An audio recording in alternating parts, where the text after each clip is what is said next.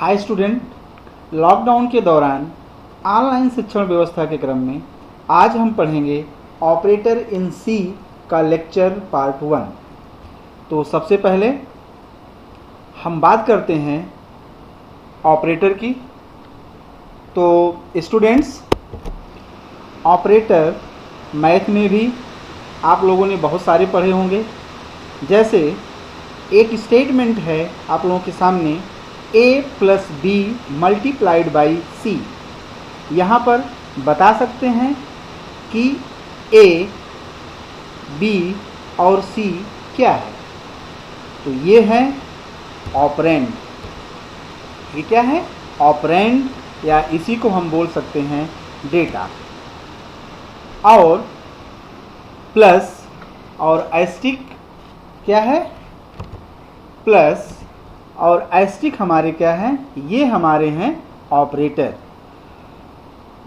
तो एक operator basically कोई ऑपरेशन परफॉर्म करते हैं और इसके लिए उन्हें चाहिए होता है डेटा या ऑपरेंड। तो हर एक ऑपरेटर को अपना काम करने के लिए कोई ना कोई ऑपरेंड या डेटा जरूर चाहिए। तो बिना ऑपरेंड के कोई ऑपरेटर अपना काम परफॉर्म नहीं कर सकता है। तो अब हम लोगों ने ऑपरेटर तो बहुत सारे मैथ में देखा है और बहुत सारे ऑपरेटर्स के बारे में हम लोगों ने पढ़ा है। इसी तरह से सी लैंग्वेज में भी बहुत सारे ऑपरेटर्स हैं। तो आइए अब हम ऑपरेटर और ऑपरेंड की परिभाषा को देख लेते हैं। तो बच्चों, an operator is a symbol that tells the computer to perform certain mathematical or logical manipulation.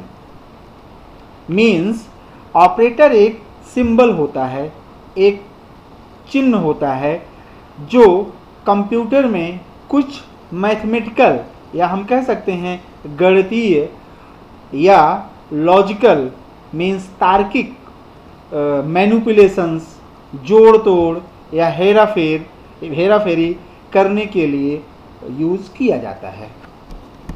तो हम कह सकते हैं कि ऑपरेटर एक सिंबल होता है जो कंप्यूटर में गणितीय और तार्किक जोड़ तोड़ करने के लिए कहता है, जो कंप्यूटर को ये कहता है कि अब आप इन दो ऑपरेंड्स के बीच में या इन ऑपरेंड्स के बीच में कुछ mathematical and logical operation perform करो। और दूसरी इसकी डिफिनीशन है, operators are use in program to manipulate data and variable. Means operator को डेटा और वेरिएबल में बदलाव या हेराफेरी करने के लिए हम लोग अपने प्रोग्राम में यूज़ करते हैं। ठीक है, तो अब हम आगे बताते हैं कि ऑपरेंड्स क्या होते हैं। An operand is a term used to describe any object that is capable of being manipulated. हम देखते हैं इसको कि ये क्या कह रहा है। तो ऑपरेंड एक शब्द है जिसका प्रयोग किसी वस्तु का वर्णन करने के लिए किया जाता है जो कि उसमें मैनिपुलेशंस या हेराफेरी या परिवर्तन करने में सक्षम होता है। अब हम एक एग्जाम्पल लेते हैं। आप लोगों को इस एग्जाम्पल के माध्यम से दिखाने की कोशिश करते हैं। जैसे यहाँ पर लिखा हुआ है, consider this example a plus B multiplied by 2। Here a, b and 2 are the operands and plus or asterisk are the operator। Means यहाँ पर एक एक्सप्रेशंस लिखा हुआ है a धन b गुणे 2, और यहाँ पर a, b और 2 क्या है? यह ऑपरेंड हैं, और प्लस और मल्टीप्लिकेशन का जो सिंबल है यहाँ पर एक एज अ ऑपरेटर काम कर रहा है। तो स्टूडेंट्स, हम कह सकते हैं कि ऑपरेटर्स और इंस्ट्रक्शंस एक ऐसा इंस्ट्रक्शन है जिसकी मदद से हम डेटा का मैनिपुलेशन करते हैं, और डेटा का मैनिपुलेशन करने के लिए हमको यूज़ करने पड़ते हैं क्या? हमको ऑपरेटर्स यूज़ करने पड़ते हैं। स्टूडेंट्स, जैसा कि यहाँ पर आप लोगों के सामने एक एक्सप्रेशंस है a + b × 5, और यहाँ पर हम मान सकते हैं कि a की वैल्यू 3 और b की वैल्यू 4 है। तो हम कह सकते हैं कि अब हमारा एक्सप्रेशंस हो गया है 3 + 4 × 5। तो अगर आप से हम पूछें कि इसका रिजल्ट क्या आएगा, तो थोड़ा सोच के बताइए कि इसका आंसर क्या आएगा। हो सकता है कि आपका आंसर 35 आ रहा है, और हो सकता है कि आपका आंसर 23 आ रहा हो। यदि आपका आंसर 35 आ रहा है तो आपने पहले 3 और 2 को ऐड किया होगा और आया 7, और फिर 7 को 5 से मल्टीप्लाई किया तो आ गया आपका आंसर 35। और जिसका भी आंसर 23 आ रहा है, उन्होंने 4 को पहले मल्टीप्लाइड बाई 5 किया, और फिर जो रिजल्ट आया वो 20 आया। उसमें आपने 3 को ऐड किया तो आपका आंसर आ गया 23। जाहिर सी बात है, दोनों में से एक सही होगा और एक गलत होगा। चाहे आंसर 35 सही होगा और चाहे आंसर 23 सही होगा। तो अब शायद आप सभी को अंदाज़ा हो गया होगा कि मैं कहना क्या चाहता हूँ। मैं कहना चाहता हूँ, अगर एक एक्सप्रेशन में एक से ज़्यादा ऑपरेटर लगे होंगे तो किसी एक को पहले सॉल्व किया जाएगा। अब बात आती है कि किसको पहले सॉल्व किया जाए। इसके लिए कोई रूल या कोई नियम तो होना जरूरी है कि हम किस ऑपरेटर को पहले सॉल्व करें, वरना एक ही एक्सप्रेशंस में मल्टीपल इंटरप्रिटेशन हो जाएंगे। जैसे इस एक्सप्रेशंस में 2 आंसर आ रहे हैं 35 और 23, लेकिन हमने मैथ में एक नियम पढ़ा था जिसमें हम जानते हैं कि मल्टीप्लाई प्लस के पहले सॉल्व होता है, और इसी कारण 23 आंसर सही है और 35 आंसर गलत है। तो स्टूडेंट, मैथ्स में हमने पढ़ा था प्रेसिडेंस रूल, जिसमें हमें पता चलता है कि कौन से ऑपरेटर को पहले ऑपरेट करना चाहिए, और इस नियम को याद रखने के लिए हम लोगों ने एक शॉर्टकट मेथड अपनाया था जिसका नाम था BODMAS। तो BODMAS का मतलब क्या होता है? Bracket of division, multiplication, addition and subtractions, यानी ए शॉर्ट फॉर्म है। तो ऑपरेटर जिस ऑर्डर में सॉल्व होने चाहिए उसको याद रखने का एक सिंपल सा तरीका है, जिसके कारण हम समझ सकते हैं कि मल्टीप्लिकेशन एडिशन के पहले सॉल्व होगा। लेकिन स्टूडेंट्स, ध्यान रखिए, सी लैंग्वेज में BODMAS जैसे कोई नियम नहीं होता है। ये BODMAS का रूल्स केवल हम लोग मैथ में सॉल्व करते हैं, सी लैंग्वेज में सॉल्व नहीं होता है। यानी BODMAS को हम सी लैंग्वेज में बिल्कुल भी अप्लाई नहीं करें, क्योंकि जैसे हम मैथ में बोलते हैं कि डिवीज़न की प्रायोरिटी मल्टीप्लिकेशन से ज़्यादा है, तो अगर किसी एक्सप्रेशंस में डिवीज़न भी है और मल्टीप्लिकेशन भी है तो आप पहले डिवीज़न को सॉल्व करेंगे, लेकिन उसके बाद आप क्या करेंगे? मल्टीप्लिकेशन को सॉल्व करेंगे। लेकिन सी लैंग्वेज में ऐसा बिल्कुल नहीं है। सी लैंग्वेज में कुछ अलग रूल्स हैं और इन दोनों ऑपरेटर की रैंकिंग, इन दोनों ऑपरेटर्स मीन्स कि प्लस और मल्टीप्लिकेशन, इन दोनों ऑपरेटर की रैंकिंग बराबर नहीं होती है, जबकि मल्टीप्लिकेशन और डिवीजन की रैंकिंग बराबर होती है। तो ये नियम, ये रूल्स क्या हैं, इसे हम आगे समझेंगे तो ज़्यादा अच्छी तरह से समझ में आएगा। तो इसमें सबसे ज़्यादा इम्पॉर्टेंट बात यह है कि मैथ में बॉडमॉस का नियम होता है, लेकिन सी लैंग्वेज में नियम, यह बॉडमॉस का नियम नहीं होता है। तो इसलिए हम लोग भूल कर भी सी लैंग्वेज में बॉडमॉस रूल्स का यूज़ नहीं करेंगे। तो स्टूडेंट्स, अब हम लोग देखेंगे कि सी लैंग्वेज में कितने तरह के ऑपरेटर्स होते हैं। तो बच्चों, सी लैंग्वेज में अब हम आगे पढ़ेंगे operators, types of operator in C language. तो देखिए यहाँ पर सी लैंग्वेज में ऑपरेटर्स की संख्या काफ़ी ज़्यादा है और इतने सारे ऑपरेटर्स का प्रेसिडेंस रूल याद रखना, प्रेसिडेंस रूल मतलब कि कौन सा ऑपरेटर पहले सॉल्व होगा, रूल्स याद रखना कोई आसान काम नहीं है। तो स्टूडेंट, इसी काम को थोड़ा सिंपल करने के लिए मैंने यहाँ पर ऑपरेटर्स की कुछ कैटेगरी अलग से बनाई हुई है।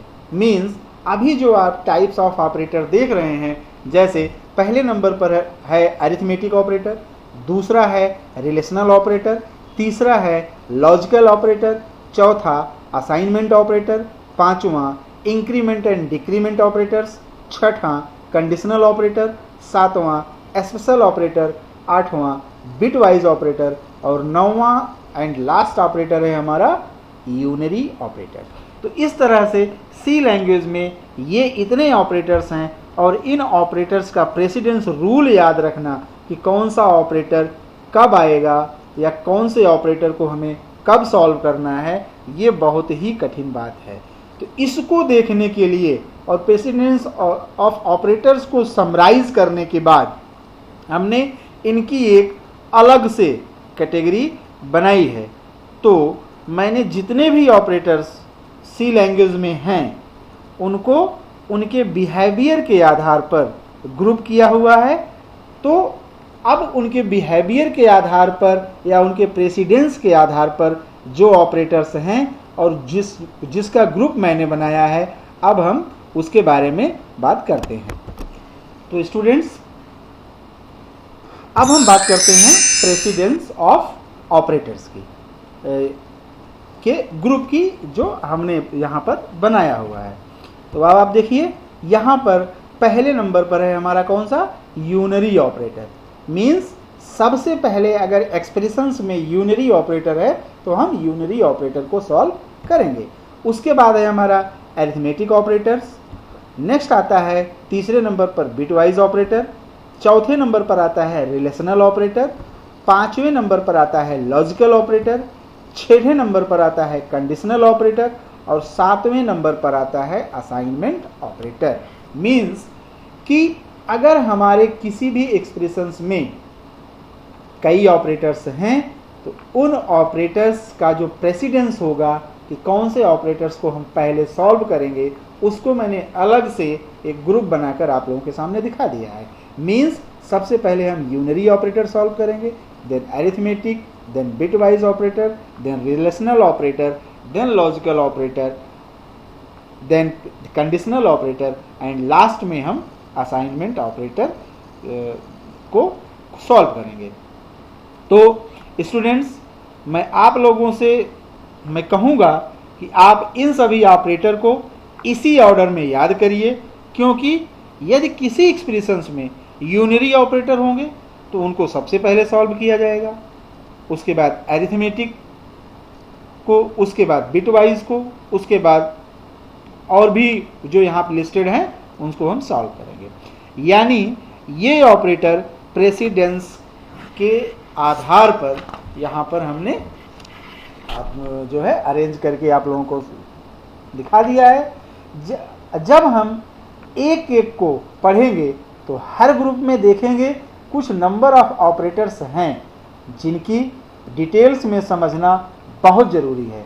ऑपरेटर काम कैसे करते हैं, क्या ऑपरेंड उसमें वैलिड होंगे, क्या रिजल्ट उसमें इवेल्युएट होंगे, ये कुछ समझने के लिए, ये सब कुछ समझने के लिए हमें एक कैटेगरी को समझना होगा। कुछ एक्सेप्शनल रूल्स भी होंगे। एक्सेप्शनल रूल्स का मतलब क्या है कि कोई ऑपरेटर है तो यूनरी ऑपरेटर की कैटेगरी में, पर उसके प्रेसिडेंस काफ़ी कम है। ऐसे कुछ रूल्स हम लोग इसके साथ साथ देखते चलेंगे। यकीन मानिए ये जो सेगमेंट्स हैं जिसके बारे में हम लोग डिस्कस कर रहे हैं ये बहुत ही इम्पॉर्टेंट होता है। तो आगे हम एक एक करके सभी ऑपरेटर्स को डिटेल में देखेंगे और आप लोग ये अवश्य याद रखिएगा कि BODMAS जैसे रूल्स सी लैंग्वेज में कोई नहीं होता है। मीन्स हम सी लैंग्वेज में BODMAS रूल्स को फॉलो नहीं करेंगे। तो स्टूडेंट्स अब हम बात करेंगे अरिथमेटिक ऑपरेटर की। तो बच्चों अरिथमेटिक ऑपरेटर 5 होते हैं और उनके टाइप्स जानने के पहले हम यहाँ पर जान लेते हैं कि अरिथमेटिक ऑपरेटर्स कहते किसको हैं। Arithmetic operators are used to perform numerical calculations among the value. Means arithmetic operators का यूज वैल्यूज के बीच में हम न्यूमेरिकल ऑपरेशंस को परफॉर्म करते हैं, न्यूमेरिकल कैलकुलेशंस को परफॉर्म करने के लिए यूज करते हैं। और अब देखते हैं दूसरा इसमें क्या है कि an instructions which is used to manipulate data using operator is known as arithmetic instructions. Means ऐसा इंस्ट्रक्शंस जो डेटा को यूज करने के लिए, जो डेटा को मैनिपुलेट करने के लिए, जो डेटा में हेरा फेरी करने के लिए या जो डेटा में बदलाव करने के लिए यूज किया जाता है, उस तरह के ऑपरेटर्स को हम अरिथमेटिक ऑपरेटर्स या अरिथमेटिक इंस्ट्रक्शंस बोलते हैं। तो अब आप देखिए यहाँ पर ये 5 तरह के ऑपरेटर्स हैं जो कि plus, minus, multiplications, division and मॉड्यूलेशंस। सबसे पहला ऑपरेटर्स हम देखते हैं, प्लस का सिंबल बना हुआ है। मीन्स एडिशन और यूनरी प्लस ऑपरेटर्स इसको बोलते हैं।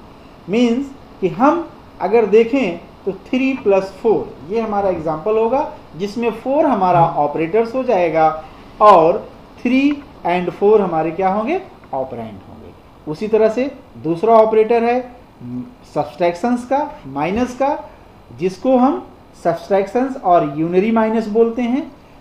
एग्जाम्पल में आप देखिए 5 - 2 मीन्स ये 5 में से 2 को सब्सट्रैक्ट कर देगा, जहां पर 5 और 2 हमारे ऑपरेंड हैं, माइनस हमारा ऑपरेटर है। उसी तरह से तीसरा ऑपरेटर आता है एस्टिक या मल्टीप्लिकेशन का ऑपरेटर।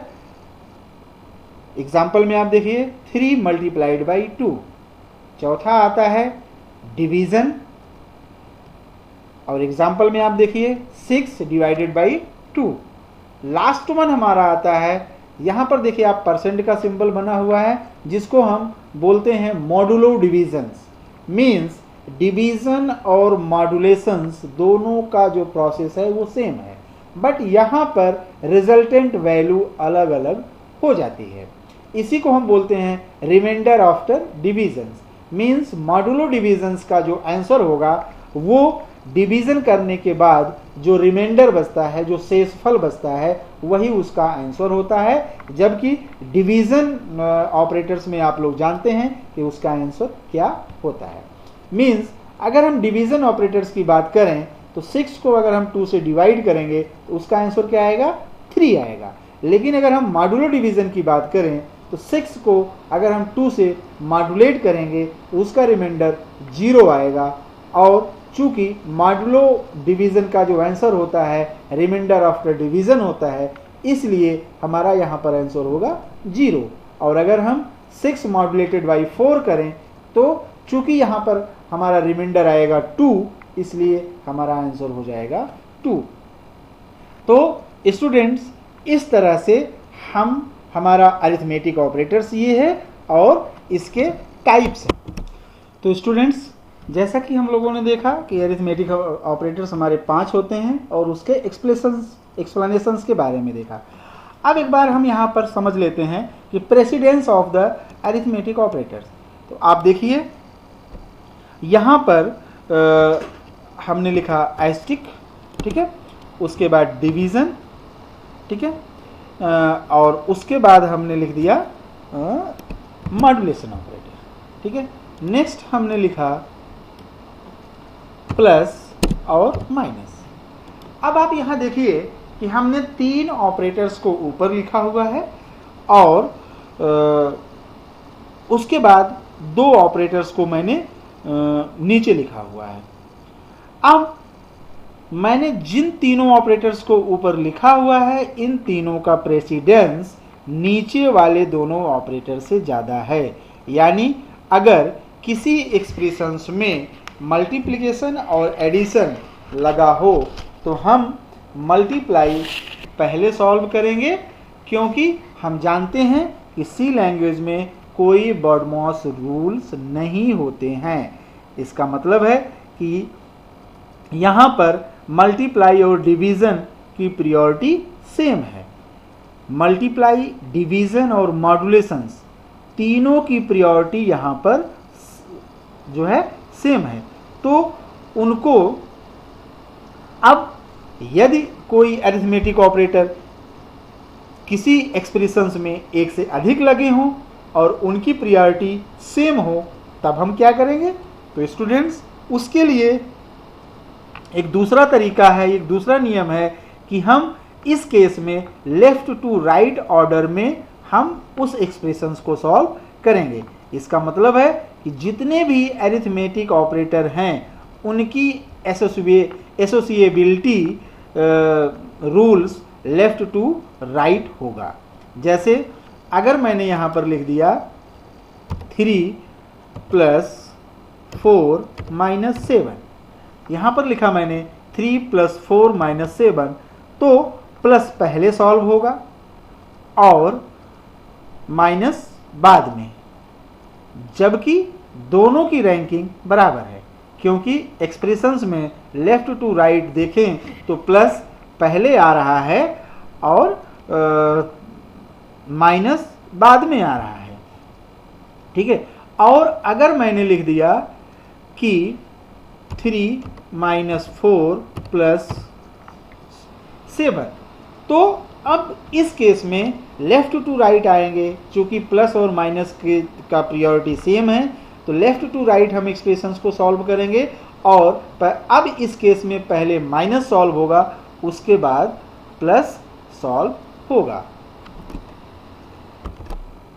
अब स्टूडेंट्स, हम आते हैं अरिथमेटिक ऑपरेटर्स के कुछ एग्जाम्पल देख लेते हैं प्रोग्रामिंग। आप यहाँ पर देखिए एग्जाम्पल ऑफ अरिथमेटिक ऑपरेटर्स। आप यहाँ पर देख सकते हैं कि यहाँ पर लिया गया है hash include stdio.h, hash include conio.h, main, और मेन के अंदर चूंकि इस क्वेश्चंस को हम कर सकते हैं कि write a program to perform all the arithmetic operators on 2 numbers and numbers are input by the user. तो स्टूडेंट्स, यहाँ पर हम कह सकते हैं कि इसी एक प्रोग्राम में हमको सारे अरिथमेटिक ऑपरेशंस परफॉर्म करने हैं। तो स्टूडेंट्स, अब आप यहाँ पर देखिए कि यहाँ पर लिया गया है integer a, b, add, subtract, multiply, division and reminder, और उसके बाद लिया गया है CLR या CR जो स्क्रीन को क्लियर कर देगा। यहाँ पर यूजर से 2 नंबर इनपुट किया जा रहा है, जिसके लिए एक मैसेज भेजा गया कि इंटर 2 नंबर। तो इसके लिए यहाँ पर आप देखिए कि इंटर 2 नंबर ये क्या करेगा, स्क्रीन से एक ये स्टूडेंट्स को उसके लिए एक मैसेज भेजेगा कि हम 2 नंबर्स को इंटर कर दें। और अब जैसे ही स्टूडेंट्स को 2 नंबर इनपुट करेगा, वो स्कैनियफ के माध्यम से वो 2 नंबर इनपुट हो जाएगा। मान लीजिए यहाँ पर पहला नंबर स्टूडेंट ने इंटर किया 20 और दूसरा नंबर इंटर किया 10। अब यहाँ पर हो गया a = 20 और b = 10। स्टूडेंट्स, हम लोग इसी को ध्यान में देते हुए इस पूरे प्रोग्राम को पढ़ेंगे। तो अब यहाँ पर दिखा हुआ add assign a + b, means add में क्या जाके स्टोर होगा, a और b का जो एडिशन है उसका आंसर। a की वैल्यू क्या है, यहाँ पर a की वैल्यू है 20 और b की वैल्यू क्या है 10। तो अब यहाँ पर 20 + 10 हो जाएगा और यहाँ पर इसका आंसर आ जाएगा 30। और अब ऐड में जो आंसर गया हुआ है वो कितना है, वो 30 है। नेक्स्ट स्टेप आता है हमारा प्रिंटफ स्टेटमेंट का। प्रिंटफ स्टेटमेंट में आएगा result of addition is equal to %d/n add. अब यहाँ पर हम लोग जानते हैं, यहाँ पर इस ऐड नाम के वेरिएबल में जो वैल्यू गया होगा वो वैल्यू यहाँ पर प्रिंट हो जाएगा। तो स्टूडेंट, यहाँ पर क्या प्रिंट हो जाएगा, यहाँ पर 30 प्रिंट हो जाएगा। अब यहाँ पर देखिए 2 कमेंट्स लगे हुए हैं। ये है हमारा कमेंट, जिसका मतलब होता है कि ये हमारा क्या है, ये कमेंट है, जिसका मतलब होता है ये लिखा हुआ है कि रीडिंग 2 नंबर। हम लोग जानते हैं कि कमेंट को कंपाइलर हमारा क्या करता है, इग्नोर करता है, इसको कंपाइल नहीं करता है। उसी तरह से एक यहाँ पर भी एक कमेंट लगा हुआ है जो लिख रहा है कि एडिशन ऑपरेटर, यहाँ पर हम एडिशन ऑपरेटर्स का यूज़ किए हुए हैं। उसी तरह से ये हमारा सब्सट्रैक्शन ऑपरेटर है जो 20 में से 10 को सब्सट्रैक्ट कर देगा और यहाँ पर सब में आ जाएगा 10 और ये उसी तरह से प्रिंट कर देगा यहाँ पर 10। उसी तरह से मल्टीप्लिकेशन ऑपरेटर्स है, डिवीजन ऑपरेटर्स है और मॉड्यूलेशन ऑपरेटर्स है। तो इस तरह से अब ये सारे ऑपरेटर्स का एग्जांपल यहाँ पर दे दिया गया है और ये आपको अलग अलग वेरिएबल लेकर यहाँ पर दिखा दिया गया है कि किस तरह से हम अरिथमेटिक ऑपरेटर्स परफॉर्म करते हैं। मान लीजिए अब यहाँ पर a की वैल्यू है 10, a की वैल्यू है 20 और b की वैल्यू है 10, b = 10। अब जहाँ पर 20 को 10 से हम मॉड्यूलेट करेंगे तो यहाँ पर रिमाइंडर क्या आ जाएगा, रिमाइंडर आ जाएगा 0 और हमारा आउटपुट आएगा 0। लेकिन अगर हम मान लीजिए यहाँ पर हमारा जो b की वैल्यू है वो 6 होती तो रिमाइंडर आ जाता क्या, रिमाइंडर आ जाता 2, तो यहाँ पर आउटपुट प्रिंट करता 2। तो इस तरह से बच्चों हम लोग अरिथमेटिक ऑपरेटर्स को परफॉर्म करते हैं। अगर हम इसे अपने C कोडिंग पर, C एडिटर पर लिखना चाहते हैं तो आप इसी कोडिंग को C एडिटर पर लिखकर आप कंपाइल करा देंगे, आपका प्रोग्राम और आपका आउटपुट लाइन बाय लाइन आ जाएगा। इसमें आप देखिए /n हर प्रिंटफ स्टेटमेंट में लगा हुआ है। इसका मतलब कि आपका जो आउटपुट आएगा वो लाइन बाय लाइन, एक के नीचे एक, एक के नीचे एक, इस तरह से आएगा। तो स्टूडेंट्स, अब आइए हम लोग इसी एक छोटे से प्रोग्राम को C एडिटर पर हम आपको करके दिखा देते हैं। तो हम प्रोग्राम को स्टार्ट करते हैं और हमने यहाँ पर लिखा हुआ है #include stdio.h, #include conio.h, उसके बाद मैंने लिखा मेन फंक्शन और ओपन कर्ली ब्रेसेस। अब यहाँ पर हम एक वेरिएबल लेंगे इंटीजर x और उसके बाद हम लिखेंगे CLR SCR, ठीक है। उसके बाद हम क्या लिखेंगे, एक यहाँ पर एक्सप्रेशंस लेंगे x = 3, x = 3 + 4। यहाँ पर देखिए ये एक दूसरा सिंबल लग गया है, इसलिए हम इसको हटाएंगे और यहाँ पर स्टेटमेंट टर्मिनेटर का यूज करेंगे। तो अब देखिए यहाँ पर x में असाइन हो रहा है 3 और 5 का योग। अब अगर हम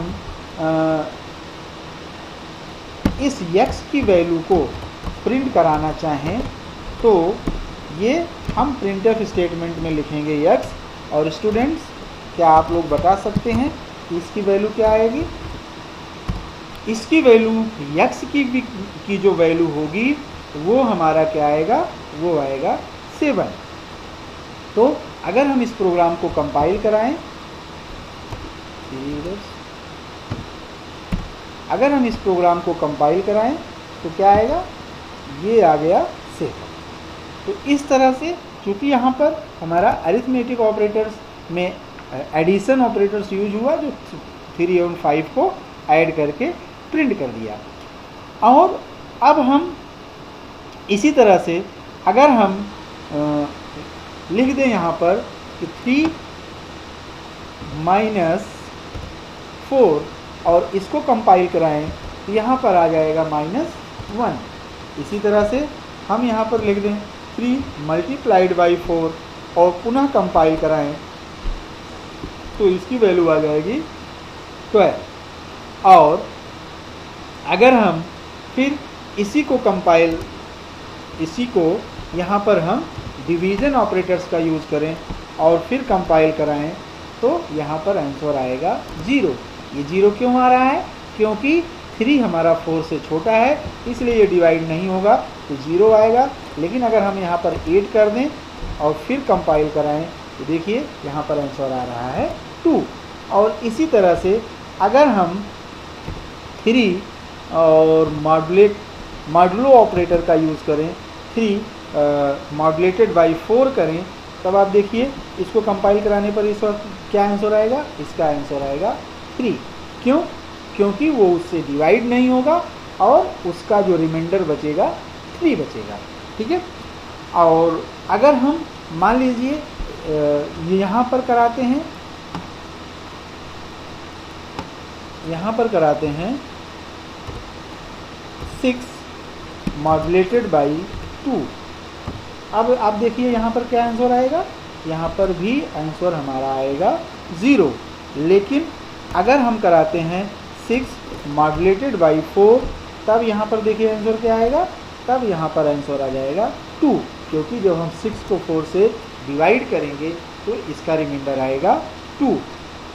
तो इस तरह से स्टूडेंट्स हम लोगों ने प्रॉपरली अरिथमेटिक ऑपरेटर्स के बारे में देख लिया कि ये कैसे काम करता है, क्या होता है, और उसके हमने एक कंबाइंड प्रोग्राम भी आपको पीडीएफ फाइल के रूप में दिखा दिया, और सेपरेटली हमने एक छोटा सा एग्जांपल, एक सिंपल सा एग्जांपल लेके आपको सी एडिटर पर भी दिखा दिया ये किस तरह से हमारा काम करता है। स्टूडेंट्स, अब हम देखते हैं रिलेशनल ऑपरेटर। तो relational operators are used to compare two quantities and take certain decision depending on their relations। Means relational operator का प्रयोग दो मात्राओं की तुलना करने और उनके संबंधों के आधार पर कुछ निर्णय लेने के लिए किया जाता है। इसी के आगे है कि if the specified relation is true it return 1। Means कि यदि जो एक्सप्रेशंस या जिस एक्सप्रेशंस पर हम रिलेशनल ऑपरेटर को यूज कर रहे हैं उस एक्सप्रेशंस में इसका जो रिजल्ट आता है वो ट्रू पाया जाता है तो एक्सप्रेशंस ऑपरेटर हमारा 1 रिटर्न करेगा। If the specified relations is false it return 0। लेकिन अगर उस एक्सप्रेशंस में वो हमारा रिजल्ट फॉल्स आता है तो आउटपुट स्क्रीन पर हमारा जो आउटपुट आएगा वो 0 आएगा। तो देखिए हमारे रिलेशनल ऑपरेटर्स कितने तरह के होते हैं? 6 तरीके के होते हैं, 6 टाइप्स के होते हैं, और वो हमारे हैं, पहला है हमारा इक्वल टू। इसका मतलब होता है, मान लीजिए कि एक हमारा 9 है और दूसरी वैल्यू हमारी 5, तो क्या 9 5 के इक्वल है? नहीं, ये गलत है। तो हमारे प्रोग्राम में ये रिटर्न करेगा 0। और अब हम ग्रेटर देन की बात करते हैं, तो 9 is greater than 5। Yes, it is true, so compiler will return 1। Then हम बात करते हैं लेस देन की। क्या 9 हमारा 5 से छोटा है या 5 के बराबर है? तो ये बात आती है लेस देन इक्वल की, तो यहाँ पर इक्वल टू साइन गलत लग चुका है, मीन्स लेस देन की बात आती है तो नहीं, 9 हमारा 5 से छोटा नहीं है, इसलिए ये 0 रिटर्न करेगा। इसी तरह से नॉट इक्वल टू की बात आती है। नॉट इक्वल टू मतलब अगर कंडीशन हमारी सही है तो उसको वो इन्वर्स कर देता है, उलट देता है। 9 हमारा 5 के बराबर नहीं है। Yes, exactly, it is true, so return 1। Greater than equal to कह रहा है कि क्या 9 हमारा 5 से बड़ा या उसके बराबर है? Yes, 9 is greater than 5, so it return 1। Next आता है less than equal to. Example में हम देखें कि 9 इज लेस देन 5, क्या हमारा 9 5 से छोटा या बराबर है? No, it is greater than, that's why this expression will return 0। तो मीन्स अगर किसी एक्सप्रेशंस में लेस देन और इक्वल टू दोनों ऑपरेटर्स लगे हैं, या इसमें जितने भी ऑपरेटर्स हैं वो हमारे एक से अधिक किसी एक्सप्रेशंस में लगे हैं, तो उसके लिए क्या होगा कि अब आप ये यहाँ पर देखिए, हम पुनः बात करते हैं कि यहाँ पर हमने यूज़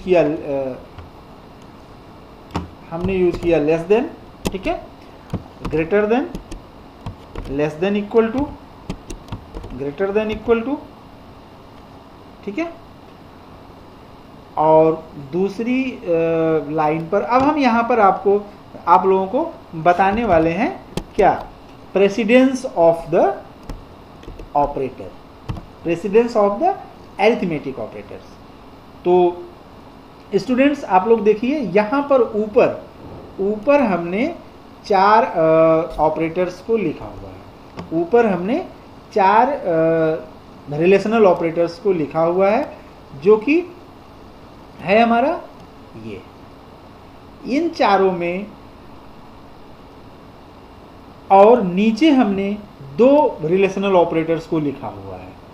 4 ऊपर जो ऑपरेटर्स लिखे हुए हैं उनकी प्रियोरिटी नीचे वाले दोनों ऑपरेटर से ज़्यादा है। अगर किसी एक्सप्रेशंस में इनमें से ऊपर का एक ऑपरेटर और नीचे का एक ऑपरेटर लगा है, तो सबसे पहले हम ऊपर वाले ऑपरेटर्स को सॉल्व करेंगे, उसके बाद नीचे वाले ऑपरेटर्स को सॉल्व करेंगे। मीन्स कि अगर किसी भी एक्सप्रेशंस में लेस देन और इक्वल टू दोनों ऑपरेटर लगा है, तो सबसे पहले लेस देन सॉल्व होगा, फिर उसके बाद इक्वल टू को हम सॉल्व करेंगे। और यदि एक ही ऑपरेटर में लेस देन लगा हो और ग्रेटर देन लगा हो, तो सबसे पहले हम क्या देखेंगे कि लेस देन और ग्रेटर देन दोनों का प्रेसिडेंस सेम है। इसलिए हम देखेंगे कि लेफ्ट टू राइट उस एक्सप्रेशंस में जो सिंबल्स लगा होगा उसी को हम पहले सॉल्व करेंगे। तो हम देखेंगे कि लेफ्ट टू राइट में पहले लेस देन लगा हुआ है या ग्रेटर देन लगा हुआ है, तो जो भी पहले लेफ्ट साइड में आएगा उसी को हम पहले सॉल्व करेंगे। तो स्टूडेंट्स, इसका एग्जाम्पल हम अगर देखें तो हम कुछ रिलेशनल ऑपरेटर्स के नियम के को देखेंगे कि रिलेशनल ऑपरेटर्स के नियम क्या होते हैं। तो रिलेशनल ऑपरेटर का एक पहला और सिंपल नियम है, सिंपल रूल्स हैं कि यदि रिलेशनल ऑपरेटर का रिजल्ट हमेशा या तो 0 आता है या 1 आता है। तो सबसे पहले आपको ये विशेष ध्यान देना होगा कि रिलेशनल ऑपरेटर्स जो हैं उसका रिजल्ट सबसे पहले या तो 0 आएगा या तो 1 आएगा, इसके अलावा कोई दूसरा रिजल्ट नहीं आएगा। फिर दूसरा नियम क्या है, इसमें हर नॉन जीरो वैल्यू ट्रू मानी जाती है। हर नॉन जीरो वैल्यू मतलब वह वैल्यू जो 0 ना हो, जबकि 0 वैल्यू को फॉल्स माना जाता है। जैसे 5 ये ट्रू है, -3 अगर हम किसी एक्सप्रेशन में -3 ले लें तो ये भी हमारा क्या होगा, ट्रू होगा, क्योंकि ये नॉन जीरो है। 0 अकेले को फॉल्स मानते हैं। हम 0 अगर मिलेगा तो केवल उसी को फॉल्स मानेंगे, बाकी जितने भी वैल्यूज होती हैं सबको हम ट्रू मानते हैं। अच्छा, तो ट्रू का मतलब 1 होता है और फॉल्स का मतलब 0 होता है। अब स्टूडेंट्स आइए हम इसका एक एग्जाम्पल देखते हैं। तो देखिए रिलेशनल ऑपरेटर्स के एग्जाम्पल्स में आप देखिए कि यहाँ पर एक लिया गया है hash include stdio.h conio.h main. एक इंटीजर लिया गया है a assign 10 b assign 10 and d assign 10। तो इस तरह से यहाँ पर वैल्यू का इवैल्यूएशन लगा हुआ है। इसको अभी आप लोग ऐसे देख लीजिए, क्योंकि इसके बारे में हम जब आगे डिसीजन मेकिंग यूनिट पढ़ेंगे तो उसमें रिलेशनल ऑपरेटर्स को अच्छी तरह से समझेंगे। फिर भी हम आपको इसका एक सिंपल सा एग्जांपल सी एडिटर पर ओपन करके हम आपको दिखा दे रहे हैं कि हम सी एडिटर पर कैसे इसकी प्रोग्रामिंग करेंगे। तो अब आप देखिए हम सी एडिटर पर आते हैं और यहाँ पर CLR या CR के बाद हमने लिखा क्या, x असाइन 3 ग्रेटर देन 4। हमने क्या लिखा, x असाइन 3 ग्रेटर देन 4 और उसके बाद हमने x में प्रिंटफ में x को प्रिंट करा दिया। अब स्टूडेंट्स इस प्रोग्राम का आउटपुट क्या होगा तो आप लोग बता सकते हैं। आप लोग वीडियो को पॉज करके सोचें और उसके बाद रिजल्ट को देखें। तो स्टूडेंट पहले तो इस एक्सप्रेशंस में 3 ग्रेटर देन 4 ये चलेगा, क्योंकि यहाँ पर आप देखिए इस एक्सप्रेशंस में 2 रिलेशनल ऑपरेटर लगे हुए हैं। एक जो है असाइनमेंट ऑपरेटर है, यहाँ पर 2 ऑपरेटर्स यूज किए गए हैं, एक असाइनमेंट ऑपरेटर और एक हमारा रिलेशनल ऑपरेटर। तो अब इसके पहले हमने जो एक ग्रुप बनाया था, प्रेसिडेंस ऑफ द ऑपरेटर्स का ग्रुप था, उसमें उस ग्रुप की हायरार्की में देखिए तो रिलेशनल ऑपरेटर ऊपर है और असाइनमेंट ऑपरेटर उसके नीचे है। तो 3 ग्रेटर देन 4 ये क्या है, 3 हमारा क्या 4 से बड़ा है, ये ट्रू है कि फॉल्स है। मीन्स ये कह रहा है कि क्या 3 बड़ा है 4 से, तो ये क्या है, ये फॉल्स है। इसलिए अब x में क्या जाएगा, हम लोगों ने अभी रिसेंटली सुना कि अगर वैल्यू फॉल्स आती है, एक्सप्रेशंस का रिजल्टेंट फॉल्स आता है, तो हमारा कंपाइलर 0 रिटर्न करता है। अगर मैं इसको रन कराऊं तो रिजल्ट क्या आएगा, तो रिजल्ट आएगा 0। यस, हमारा रिजल्ट आ गया 0। अब मैं एक्सप्रेशंस थोड़ा सा चेंज करता हूं, तो मैं लिखता हूं क्या, मैं लिखता हूं 3 लेस देन 4। मैं क्या लिखता हूं, 3 लेस देन 4, देन अब यहाँ पर देखिए कि क्या हमारा 3 या हम इसको लिख दें 3 लेस देन इक्वल टू 4, क्या हमारा 3 4 से छोटा है या बराबर है। तो अब इसका आंसर क्या आएगा, 4 के लिए ये हमारा सही बात है कि 3 हमारा 4 से छोटा है। तो इसलिए x में, इसलिए या x में जाएगा 1, क्योंकि यहाँ पर ये कंडीशन ट्रू फुलफिल हो रही है। और अगर हम इसको भी कंपाइल कराएं तो देखिए आउटपुट में आएगा 1। ठीक है। यदि मैं इसी एक्सप्रेशंस में लिखूं कि क्या कि 4 is not equal to 3, 4 is not equal to 3, तो ये भी सही है।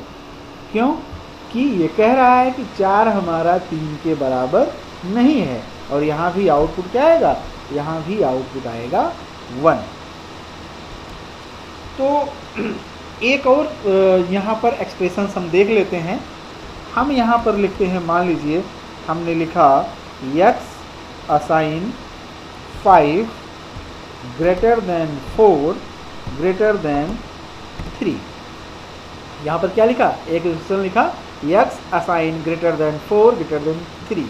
देखिए अब आप इसका आउटपुट सोचें और ये निश्चित है आपसे गलत ही होगा। आप इसको भी अब आप पॉज करके सोचिए कि क्या आंसर होगा। आई होप आपने सोच लिया होगा। कई लोगों ने इसका आंसर दिया होगा 1, जबकि इसका आंसर होगा 0। अब 0 क्यों आएगा इसको देखते हैं। तो आप देखिए यहाँ पर 3 ऑपरेटर लगे हुए हैं, असाइनमेंट, ग्रेटर देन और ग्रेटर देन। तो ये दोनों ग्रेटर देन पहले चलेगा और उन दोनों में पहले चलेगा जो उन दोनों में से में भी सबसे पहले आया है। जो लेफ्ट में है तो पहले चलेगा 5, पहले चलेगा 5 इज ग्रेटर देन 4। पहले क्या चलेगा, 5 इज ग्रेटर देन 4। तो 5 ग्रेटर देन 4 का रिजल्ट क्या होगा, 5 ग्रेटर देन 4 का रिजल्ट होगा 1, क्योंकि 5 बड़ा है 4 से। तो इस जगह पर आ जाएगा 1 और 5 ग्रेटर देन 4 हट जाएगा। इस पूरे एक्सप्रेशंस की जगह पर जो हमने हाईलाइट किया है वहाँ पर चूंकि कंडीशन ये ट्रू है तो ये रिजल्ट हमारा रिटर्न करेगा 1। इसका रिजल्ट मीन 1 आए।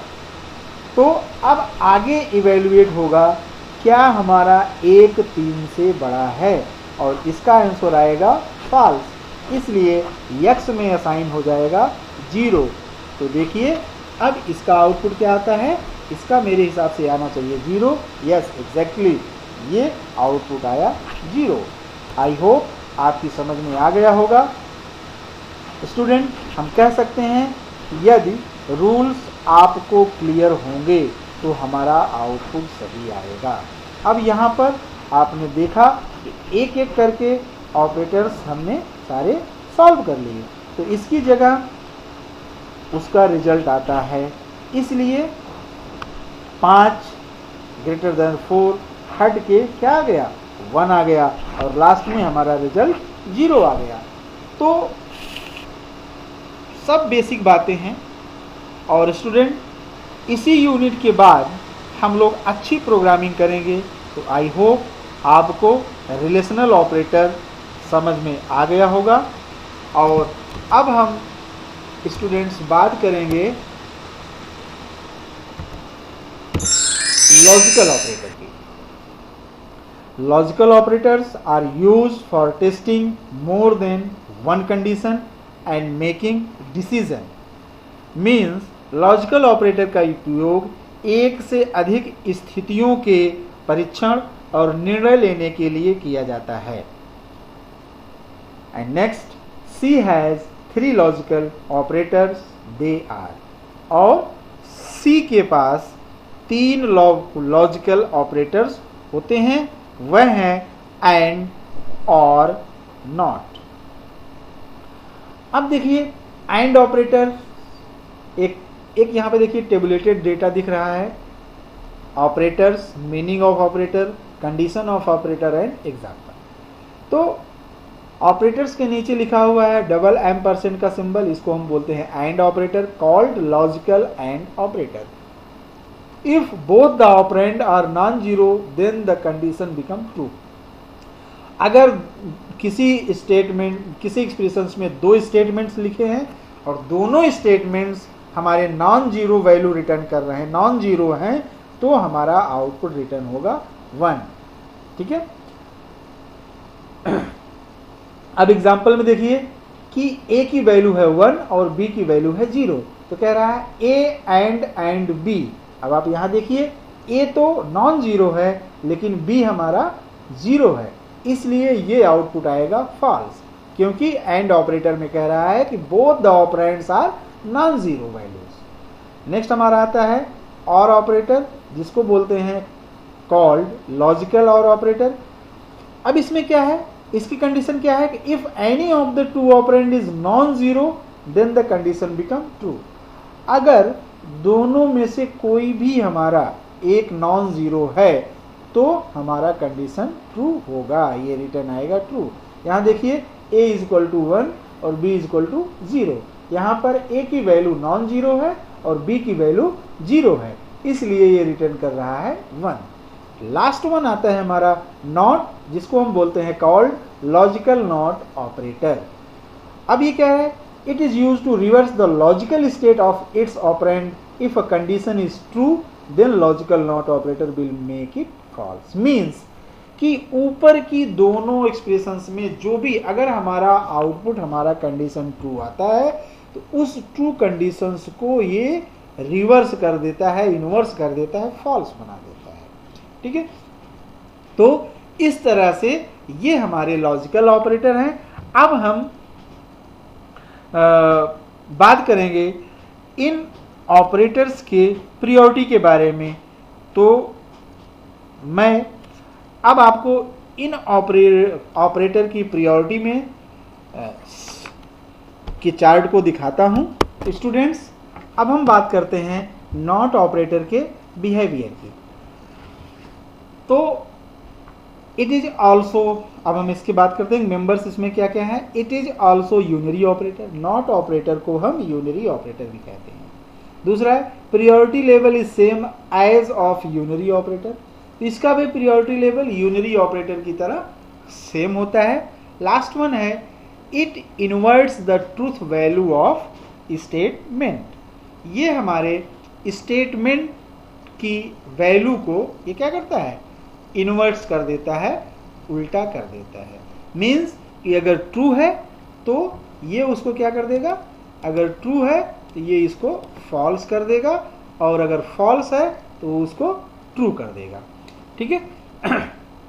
अब हम लोग चलते हैं, देखते हैं कि प्रेसिडेंस ऑफ ऑपरेटर की बात करते हैं। तो हम देखेंगे यहाँ पर हमने सबसे पहले यहाँ पर क्या किया, हमने लिखा एंड। ठीक है, हमने क्या लिखा, एंड।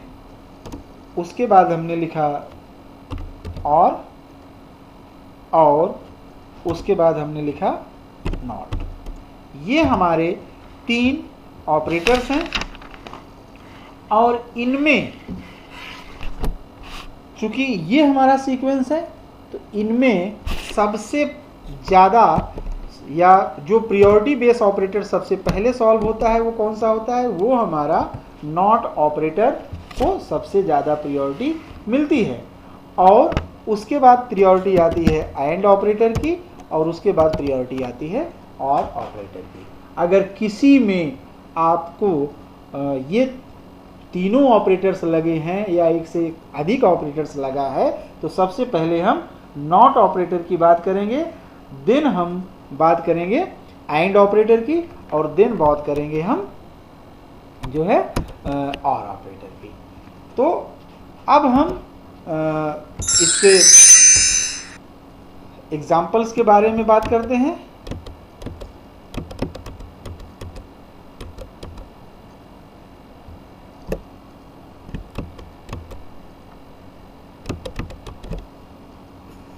अब हम इसका एग्जाम्पल देखते हैं।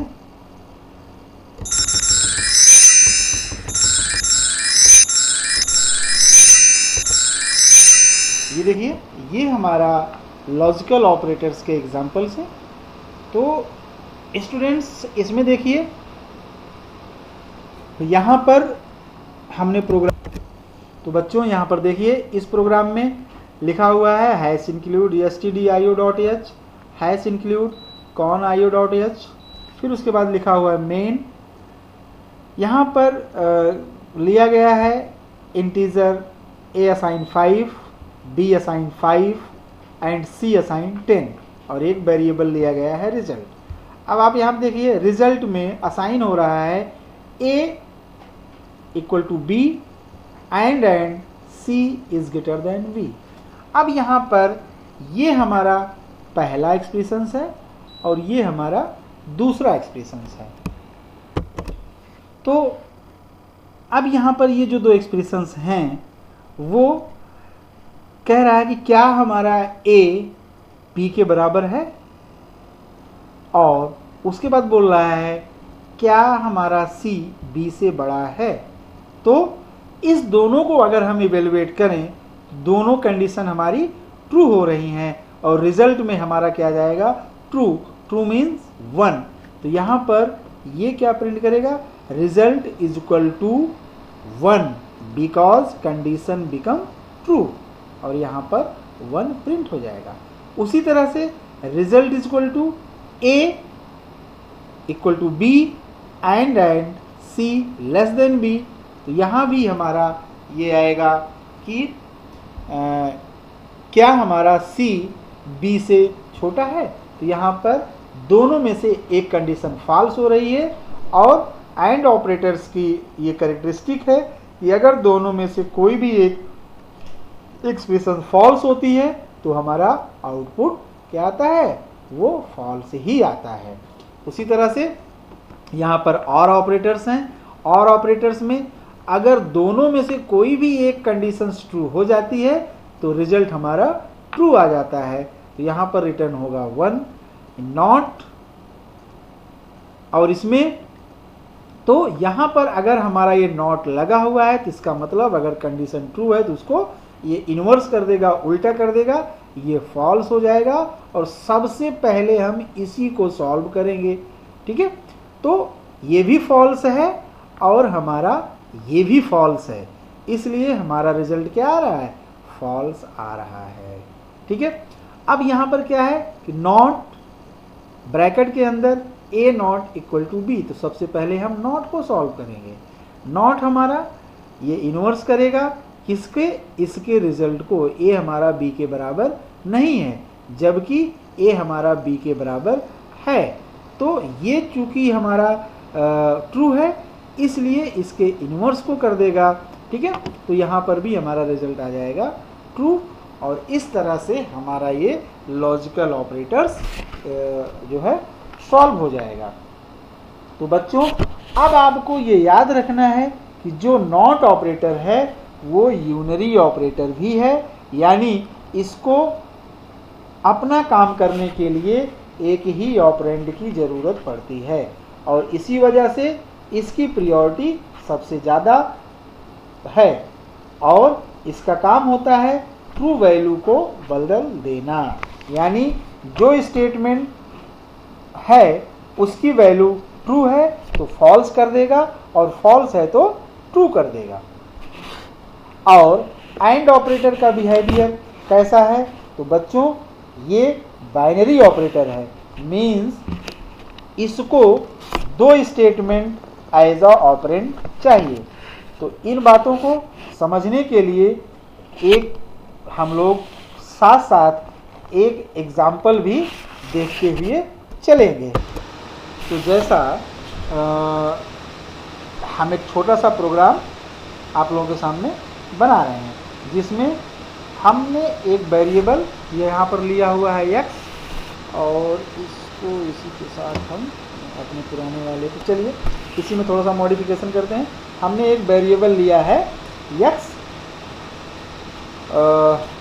जिसमें हम इसकी वैल्यू असाइन कर दे रहे हैं, इसकी वैल्यू असाइन कर रहे हैं 5, ठीक है। और उसके बाद आप लोग देख रहे हैं CLR या CL को यूज किया गया है, और इस एक्सप्रेशंस में हम लिख दे रहे हैं क्या, y assign x greater than क्या, x ग्रेटर देन कोई भी वैल्यू आप लिख सकते हैं। चलिए हमने लिख दिया, चूँकि x की वैल्यू 5 है तो x ग्रेटर देन 4 हमने कर दिया, ठीक है। अब चूँकि यहाँ पर हम y को यूज कर रहे हैं तो इसलिए हमें यहाँ पर y भी डिक्लेयर करना पड़ेगा, और यहाँ पर हमने क्या डिक्लेयर कर दिया, यहाँ पर हमने y डिक्लेयर कर दिया। और अब हम प्रिंटफ स्टेटमेंट जो अपने पिछले प्रोग्राम में x को प्रिंट कराया, अब हमने y को प्रिंट करा दिया।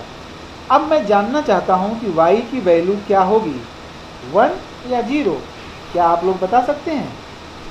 तो स्टूडेंट, जब ये एक्सप्रेशन चलेगा तो इवेल्युएट होगी ट्रू और y में जाएगा 1।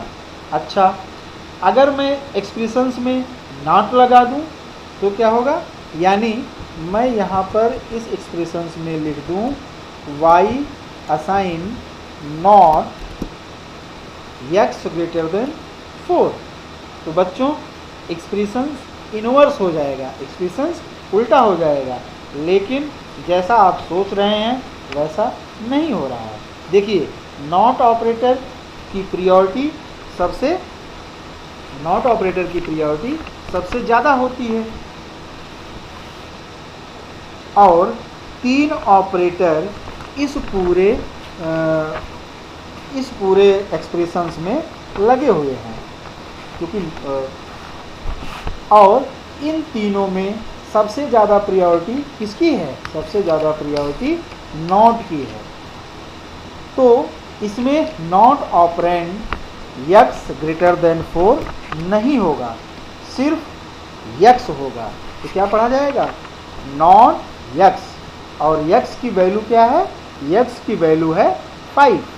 तो उसे यह क्या माना जाएगा, उसे ट्रू माना जाएगा। तो सॉल्व हो रहा है नॉट ऑपरेटर और उसका ट्रू, तो इसको बना देगा फॉल्स, ठीक है।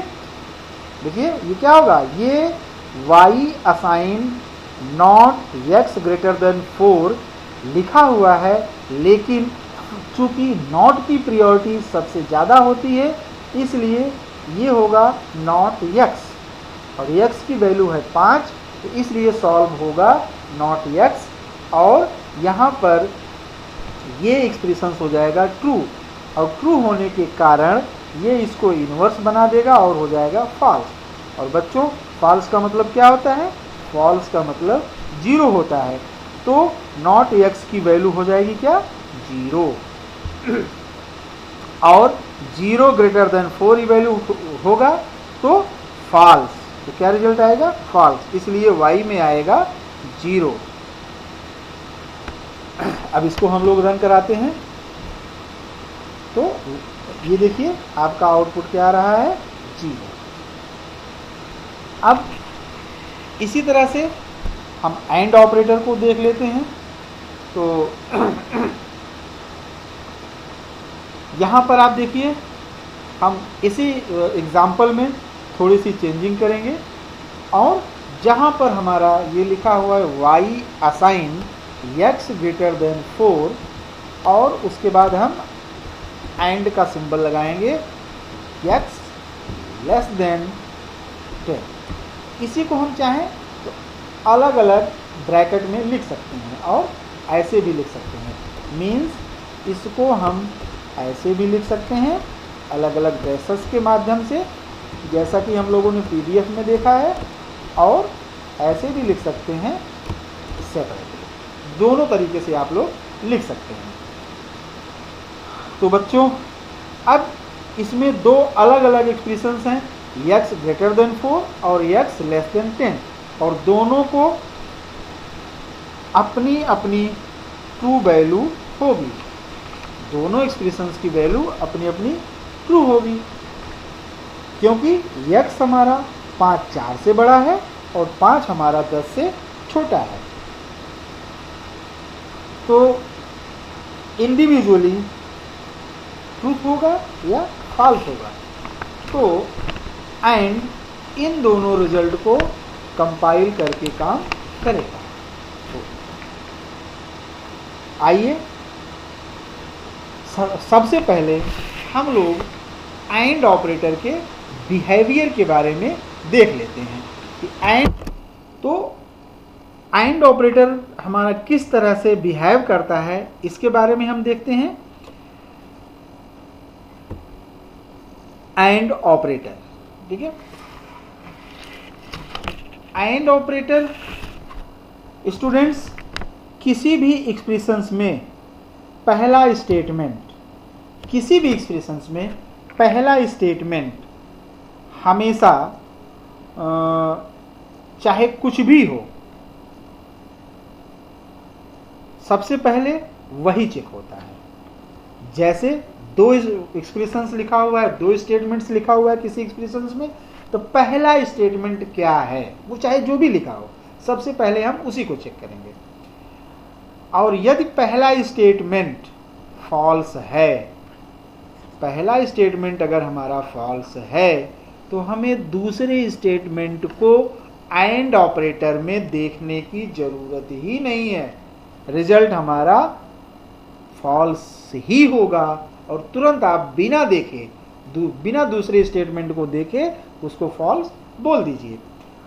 हाँ, अगर पहला स्टेटमेंट ट्रू है तो दूसरा देखने की जरूरत है, और जब दूसरा स्टेटमेंट फॉल्स आता है, पहला ट्रू है तो हम दूसरा देखेंगे, और अगर दूसरा हमारा फॉल्स आता है तो रिजल्ट भी हमारा फॉल्स होगा, क्योंकि एंड में दोनों हमारे ट्रू होने चाहिए। हम लोगों ने इसके पहले पढ़ा। मीन्स यदि एंड ऑपरेटर के दोनों स्टेटमेंट ट्रू होगा तभी रिजल्ट ट्रू आएगा। तो अब यहां से हमें लगता है कि प्रेसिडेंस और बिहेवियर ऑफ द ऑपरेटर्स आपकी समझ में आ गया होगा। अब हम पुनः सी एडिटर पर चलते हैं। अब आप जरा इस प्रोग्राम का आउटपुट बताइए। x ग्रेटर देन 4 है और x लेस देन 10, ये भी दोनों ट्रू है। तो ट्रू एंड ट्रू आएगा क्या? अभी हमने बिहेवियर देखा, ट्रू एंड ट्रू आएगा ट्रू, तो y में वैल्यू आएगी 1। अब हम रन कराते हैं और यस, आउटपुट हमारा आया 1। अब x ग्रेटर देन 4 की जगह अगर हम लगा देते हैं x लेस देन 4, अगर हमने क्या लगा दिया, x लेस देन 4, अब इसमें पहला कंडीशन या पहला स्टेटमेंट हमारा क्या हो गया, फॉल्स हो गया। तो अब अगला चेक ही नहीं होगा। क्यों नहीं चेक होगा? क्योंकि ओवरऑल हमारा फॉल्स आएगा और आंसर आएगा 0। अब देखिए, इसको भी हम कंपाइल कराते हैं और आंसर हमारा आ गया 0। ठीक है।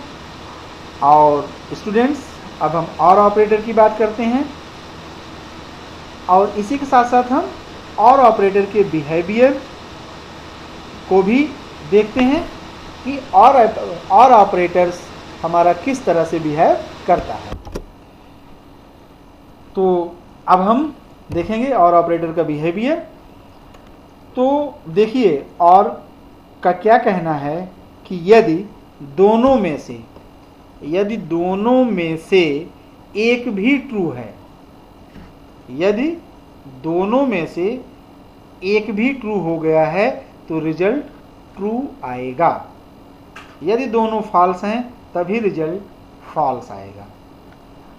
पहला अगर फॉल्स आता है तो वी डोंट नो आगे क्या आने वाला है। मीन्स अगर ये पहला हमारा फॉल्स आ गया तो हमें ये नहीं पता है कि आगे क्या आएगा। इसलिए दूसरा भी चेक करना पड़ेगा। जब अगला भी फॉल्स है तभी रिजल्ट हमारा फॉल्स आएगा, और अगला ट्रू है तो रिजल्ट हमारा ट्रू होगा, क्योंकि और ऑपरेटर में एक भी ट्रू हो गया तो रिजल्ट ट्रू होगा, और यदि पहला ही स्टेटमेंट ट्रू हो गया तो अगला चेक करने की हमें कोई आवश्यकता नहीं है, कोई ज़रूरत ही नहीं है, रिजल्ट सीधे बोलिए ट्रू। अब हम इसी और ऑपरेटर का एक सिंपल सा प्रोग्रामिंग देखते हैं सी एडिटर पर। तो बच्चों, सी एडिटर पर हमने जहाँ पर एंड ऑपरेटर लगाया है उसी एंड ऑपरेटर की जगह हम और ऑपरेटर लगाते हैं, तो देखिए इसका रिजल्ट क्या आएगा। अब हम एक्सप्रेशंस में देखते हैं। तो एक्सप्रेशंस में x इज लेस देन 4, और इसके बाद जहाँ पर एंड ऑपरेटर लगा है वहाँ पर हम और ऑपरेटर लगा दे रहे हैं, और x इज लेस देन 10। तो इस एक्सप्रेशंस में x इज लेस देन 4 तो ये फॉल्स है, क्योंकि x की वैल्यू 5 है।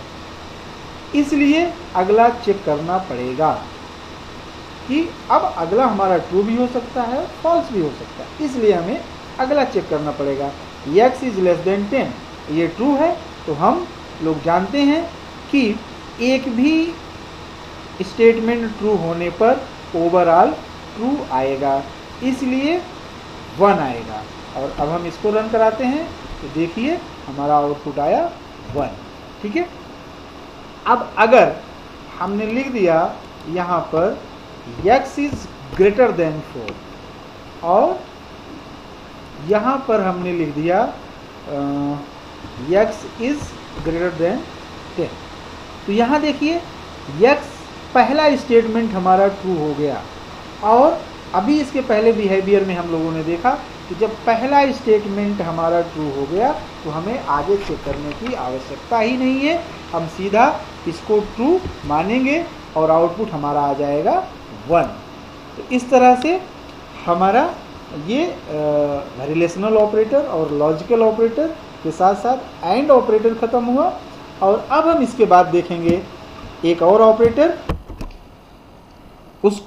उस ऑपरेटर का नाम है हमारा असाइनमेंट ऑपरेटर। असाइनमेंट ऑपरेटर के बारे में हम लोग शुरू से प्रोग्रामिंग करते आ रहे हैं और शुरू से देख रहे हैं ये क्या करता है। Assignment operator are used for assign the result of an expressions to a variable. किसी भी एक्सप्रेशंस के रिजल्ट को वो किसी न किसी वेरिएबल में स्टोर करने के लिए असाइनमेंट ऑपरेटर का यूज किया जाता है। It is represented by the equal sign. Means assignment operator जो होता है वो इक्वल साइंस मतलब सिंगल इक्वल साइंस से दिखाया जाता है। अब इसी के बारे में हम एक नोट्स देख लें। तो note the variable appearing on the left side of a equal sign and it is assign the value appearing on the right side of the sign. Means वह वेरिएबल जो इक्वल साइन के left side में है, बाईं तरफ है, ये assignment क्या करता है, इस इक्वल साइन के दाहिनी तरफ वाली वैल्यू को ले जाके बाईं तरफ वाले वेरिएबल में स्टोर कर देता है। जैसे यहां पर लिखा हुआ है b असाइन a, और मान लीजिए कि अब यहां पर क्या है कि a की वैल्यू 10 है, तो वह 10 जाके असाइन हो जाएगा किसमें, b में। और दूसरा हमारा एक्सप्रेशन है a assign a plus b। तो ये क्या करेगा कि असाइनमेंट ऑपरेटर का प्रेसिडेंस हम लोगों ने अभी रिसेंटली पढ़ा कि कम होता है कंपैरिजन टू अरिथमेटिक ऑपरेटर्स। तो पहले a और b की वैल्यू को ये जोड़ देगा और उसके बाद उस एडिशंस को ले जाके ए में स्टोर कर देगा। मीन्स अब यहाँ पर ए की भी वैल्यू 5 हो गई है और बी की भी वैल्यू 5 हो गई है, तो 5 और 5 दोनों जोड़कर ये ए की जो अपडेटेड वैल्यू आ जाएगी वो 10 आ जाएगी। आगे लिखा हुआ है बी में use shorthand for form as a given below. इसी को means a assign a plus b को हम इस तरह से भी लिख सकते हैं ए प्लस असाइन बी। इसका क्या मतलब होता है, इसके लिए नोट्स हैं, the combination of plus equal to include adding the value of b to a and then assigning a plus b to a, it is called the combined operator. तो इसका मतलब क्या हुआ कि b की वैल्यू ले जाकर a में असाइन करेगा और उसके बाद a और b को जोड़कर उस एडिशंस को फिर ले जाके a में असाइन कर देगा। तो इस तरह से अगर कोई एक्सप्रेशंस लिखा हुआ है तो उसको हम कंबाइंड ऑपरेटर्स कहते हैं। और इस तरह से कंबाइंड ऑपरेटर्स जो होते हैं वो हैं हमारा equal to, plus equal to, minus equal to, multiplication equal to, division equal to, modulo equal to, greater than equal to, less than equal to, and equal to, और इक्वल टू, और इस तरह से ये सारे हमारे ऑपरेटर्स हैं। अब इसी के सिमिलर्स हमारे असाइनमेंट कुछ और हैं, सिमिलर असाइनमेंट ऑपरेटर्स हैं। जैसे लिखा गया a minus equal to b, ये हमारा बराबर है a equal to a minus b के। अगर मैंने लिख दिया a asterisk equal to b, तो ये भी हमारा इक्वल टू है a equal to means a assign a multiplied by b। तीसरा हमारा है कि अगर हमने लिखा a डिवाइडेड असाइन b, इसका मतलब होता है ये भी हमारा हम लिख सकते हैं इसको a assign a divided by b। तो इस तरह से अगर हमने लिखा a मॉडुलो असाइन b, तो इसका हमारा विस्तार होगा a assign a modulo b। इस तरह के हम सिमिलर्स असाइनमेंट ऑपरेटर्स यूज कर सकते हैं। अब यहाँ पर कुछ एग्जाम्पल्स दिए गए हैं जो असाइनमेंट्स ऑपरेटर के हैं, उसको आप लोग देखिएगा और कमेंट्स के साथ यहाँ पर वो दिया गया है। तो यहाँ पर हम आपको बता दें कि यहाँ पर एक लिखा गया हैश इंक्लूड stdio.h मेन, और मेन के बाद आप देखिए लिखा हुआ है इंटीजर a असाइन 5b। यहाँ पर क्या हुआ, a b असाइन a, मतलब a की जो वैल्यू है वो b में चली गई और प्रिंट यहाँ पर हो गया b इक्वल टू 5, ठीक है, %d 5 और स्लैश n नई लाइन में यहाँ पर ये गलत लग गया है, इसको आप लोग देख लीजिएगा, ठीक है। अब इसको हम यहाँ पर लिखा हमने b plus equal to a, ठीक है। तो इसी तरह से हम इसको लिख सकते हैं, इसका जो विस्तार रूप है b equal to b plus a, और वहाँ पर हमने b को प्रिंट करा लिया है। तो इस तरह से हमारे चारों अरिथमेटिक ऑपरेटर्स का यहाँ पर असाइनमेंट ऑपरेटर की तरह यूज करके हम लोग देख रहे हैं। और अब जितने भी अभी तक असाइनमेंट्स ऑपरेटर या जितने भी ऑपरेटर्स अभी तक फर्स्ट पार्ट में डिस्कस किए गया, उसको आप अच्छी तरह से पढ़िए। जो पीडीएफ भेजा गया है उस पीडीएफ को पढ़िए और बार बार आप इस वीडियो को देखिए और घर पर इसकी मैक्सिमम प्रैक्टिस करिए, जिससे आप लोग आगे आने वाले प्रोग्रामिंग को आसानी से कर सकते हैं। Stay home, safe home, stay reading from home.